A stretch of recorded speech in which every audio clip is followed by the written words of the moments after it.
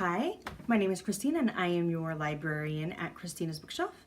And today I am bringing you Iudicium by T.C. Orton. This is a choose your own adventure story.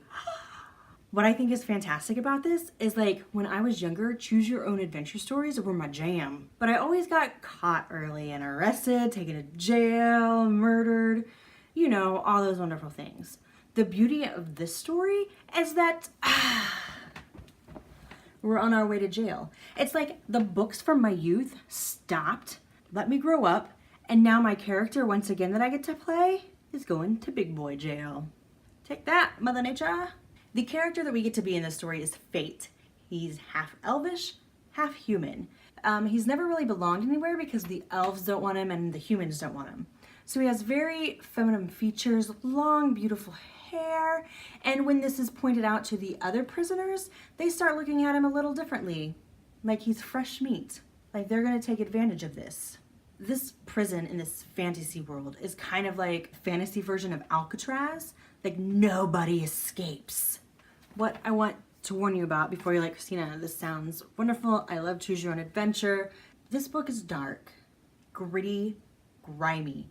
You're a feminine male in prison, so things are going to happen that are not going to be consensual, and sometimes by more than one person. So I want you to keep that in mind. There's your warning, your hey, this is going to happen. Don't come back to me or TC and say, what? Nobody told me that. So as Fayt, our goal is to survive. How are we going to do that? You have to follow the directions at the beginning of this book very well. At the beginning, TC tells you to write your answers down, the paths that you choose. Fayt is here. Now he has to decide if he wants to go down this path and do this, or go down this path and do this. Later on in the book, it'll be like, which path did you choose? Because that now determines which path you're going down. And if you're like, how am I supposed to remember this? As the directions say, write it down. If you're thinking this sounds kind of like homework and you really don't want to do that, hello, you're in prison and you're trying to survive. You are a fantasy character. You get to choose the path. You get to have this person do so many things. Some are good, some are bad, some are what the fuck did I just do? The beauty of this is that you kind of never have the same story again. I know when we reread books, a lot of times we find new meaning and we have different feelings that come along because we might have like read over something and didn't take it for what it was supposed to mean at that time, or maybe it meant something different to us this time. This book, we have so many things we could possibly do. I did Facebook Live when I was at GRL and let people decide the paths that I was going to go down. And I've gone back after reading books and been like, okay, let's take Fayt on a different adventure this time. And I still haven't touched base on like everything that could possibly going on in Fayt's life. I mean, is the warden really a good person? Is he just kind of a complete asshole like we think at the very beginning?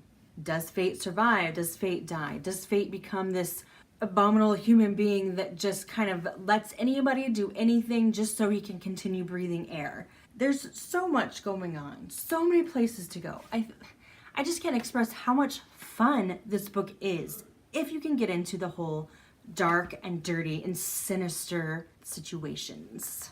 I am giving Iudicium by T.C. Orton 4.5 stars because I didn't think the directions were as clear as they could have been, so that's kind of why I'm really stressing them out. There's this one rule that says like it's a conditional thing, and if you picked up this item in this chapter, you have to choose this path. So if you didn't pick up that item, you have to choose the other path, but nothing says you have to choose the other path.